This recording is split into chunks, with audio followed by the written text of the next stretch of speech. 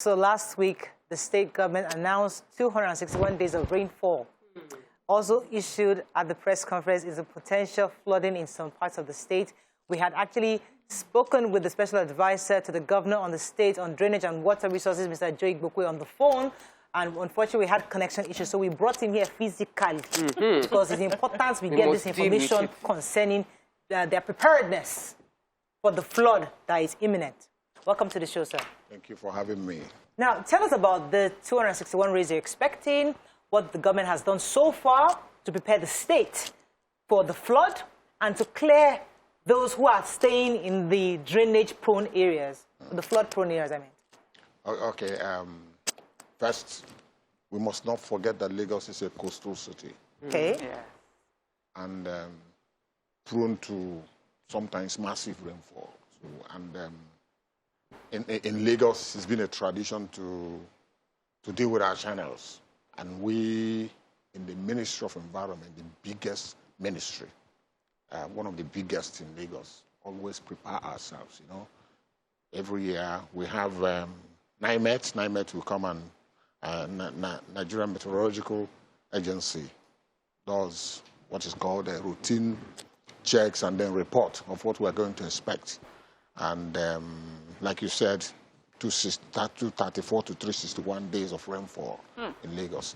Measuring the highest we can get, the maximum is about 1,747 millimeters. That's how the measurement, you know. And we also know that we have people living in low-lying areas, you know. You can have them, Owode, Waya, Makoko, Badia, Ijora, Ishalu, Wata, and Shibiri, you know. Then, along this corridor, as a consequence of occasional release or systemic release from Oya Dam, Ogun, Oshun, River Basin Authority, you know, occasionally they release water from their dam.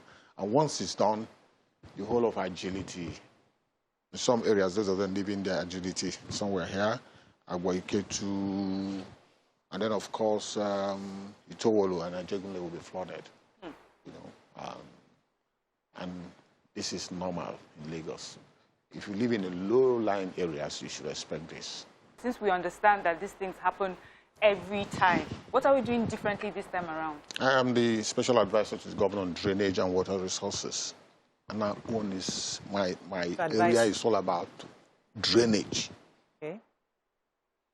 You wouldn't know you have up to 400 secondary channels in Lagos. Wow. And close to 200 big channels, primary channels in Lagos.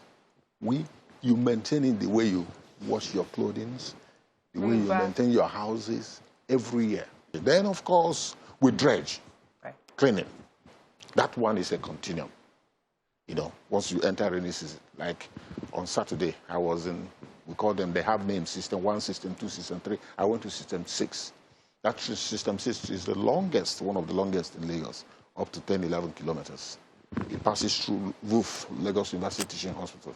Oh, okay.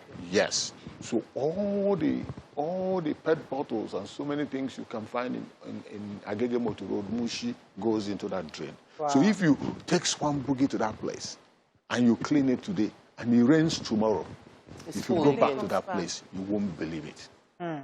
We have people on Twitter who are saying that we have residential areas. Now, not the low-lying ones where people are living in slums, but they are talking of places like Banana Island, Lekki. What is NIMET and the Ministry of Environment doing towards sensitizing people that live there? Are we going to tell these people that live in these huge mansions to live there, or what are we putting in place to protect them?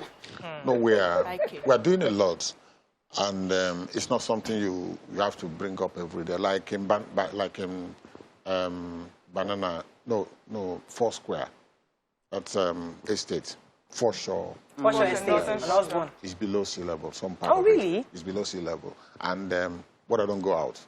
Oh, so we're moving to the age of dams, dikes. That's what is called dikes, concrete wall that will protect you from water. You don't create a water retainer, a kind of big wall where this flooding will go in. After that, you now use pumps to throw it into the lagoon.